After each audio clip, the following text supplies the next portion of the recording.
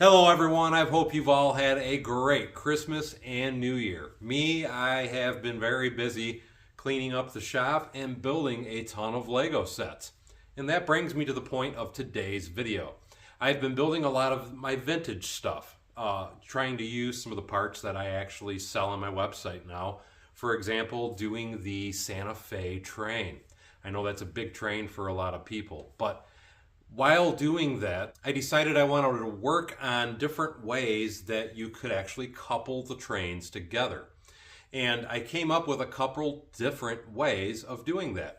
And I want to discuss them in today's video. Now, the standard way to couple a train together is using the Lego magnetic connectors. And they are a good way to do your trains.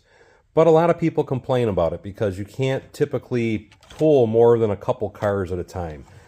They tend to break apart, as you could see right there, if there's a little bit of weight or anything on them. So for my first thing I want to discuss, let's look at a great way to use Lego pieces and keep that train totally connected. The first way I want to show you is you can use the ball sockets that they sell in a variety of different combinations, but to me this is probably the best way to keep your trains hooked together.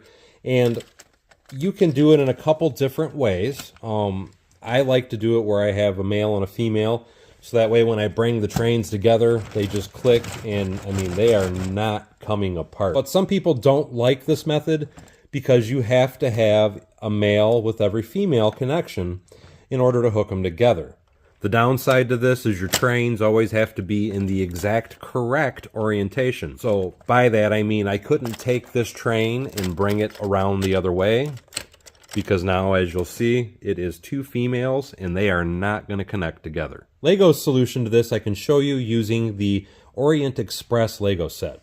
They created this double ball piece, so you can actually have the female side on either side of the train. Then you can bring them up together and then latch them together.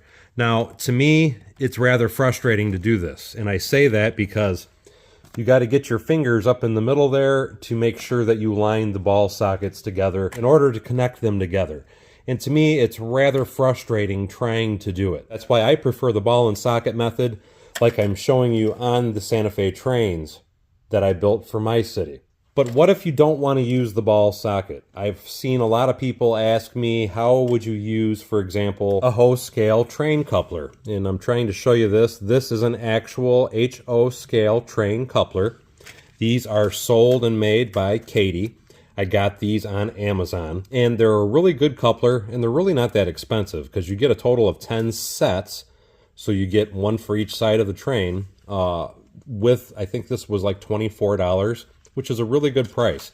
And there are a couple different companies that actually sell train couplers using HO scale train couplers like this in order to be able to use them on your trains. But they can get rather expensive because I believe for one pair of these, you're typically looking at about $20 for a pair because they have a custom machined piece. But here's the cool thing. You are actually able to still use these without any custom pieces at all. And let me show you what I mean. We're going to take this modified plate and we're going to take a 1x1 brick with a hole in the center of it and slide that into the bottom of that plate like so. Now, after you've done that, you can take your coupler and then take this Lego bar piece and you're going to slide that, because that is the same size, it's a perfect fit, to go on the Katie coupler.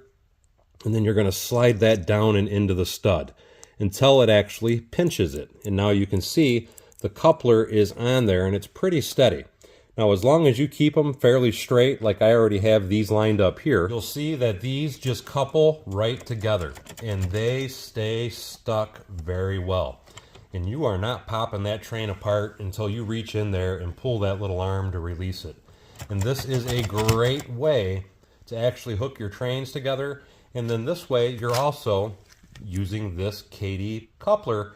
You can have it hooked on each individual train, and you don't have to worry about where the male or the female end is.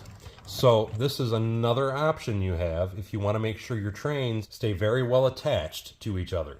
But now let's also quickly discuss the disadvantage of using that coupler.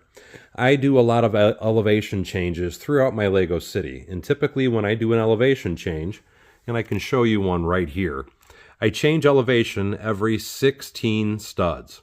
So at 16 studs, this is traveling down to here, and then at another 16 studs, it's traveling down to this height. And let me show you what happens with this coupler as you have an elevation change like that. You can see that the train in the front is starting to ride up, and it can end up coming disconnected. And I just want you to be aware of that. See how it's starting to come apart? And it doesn't actually come apart, but it is something that can occur. The best way to avoid that problem, if you are having a problem and using this type of setup, is you're going to want to make your elevation changes being 32 studs instead of the typical 16 studs, and that will prevent those from ever coming uncoupled. Now, I want to jump back real quickly to the magnetic connectors for a minute just to show you a solution to solve the problem of them popping apart. And I'm going to show you using this really bright Lego tile, because if you take that and put it down on them, you can put that down on the top of that, because there is a stud, just let me show you right here, on the top of each magnet that will allow you to put a tile or a plate or whatever you prefer to do, and that will keep your magnetic connectors from coming apart. The disadvantage to doing this, though, is just like I showed you earlier, you have to be able to get your fingers down in there to put that on there. So if you are somebody that wants to continue using your magnetic connectors, this is a great option to keep them working very well for you. Yes, it's an inconvenience, but your train will never pop apart if you put a tile on top of those two studs. Another important thing to note, if you're somebody that wants to use the magnetic connectors that Lego sells, is it's really a good idea to use good rollers. And here's what I mean by this. The best rollers that you can possibly use to get the most roll as far as basic Lego parts is the rollers that have the metal axle. Those are going to give your trains the absolute most freedom for rolling, because if you're using a lot of the newer style setups that Lego has come and sold over the years, the newer styles are these little bogies here, and they come with this little plastic wheel. And here's the problem with them. They do fit together rather well, and they do roll pretty good too. But you have plastic against plastic, and that is part of the reason why these don't roll as well as this older style of train wheel bogie. And that's why I prefer these, or this style on my trains, over the new style. If you are going to use the new style, I would recommend making up some steel wheels like I sell on my website, because the steel against the plastic rolls so much better. And it honestly looks a lot better too. And this is the part that I use for my train power pickups. But the absolute best roll you're ever going to get is if you make custom wheel bogies like something like this. And just to quickly show you, if I can pop one of these wheels off, what that is a Tecumseh brick with a bearing shoved into it. Then you're using the old metal axle with the plastic wheels, and this is going to give you your absolute best roll on any train track. And I will make a video at some point to show you how you can make these exact train bogies for yourself. Anyway, that's all for this video. We'll see you guys next time. I'm Bevins Bricks.